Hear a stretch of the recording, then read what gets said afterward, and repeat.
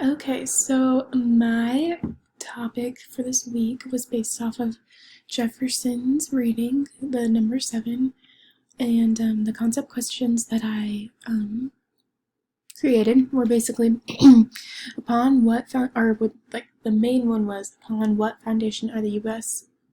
public schools built, and then like my follow-up questions were how can foundations help learners, how can we improve education, and does everyone get an equal opportunity?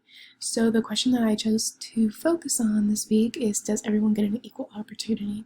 In the discussion board, Lily gave me an awesome website that talked about how different states are at different levels than other ones. Some are lower and some are higher, and they have many gaps in their education due to their resources and other factors, including background.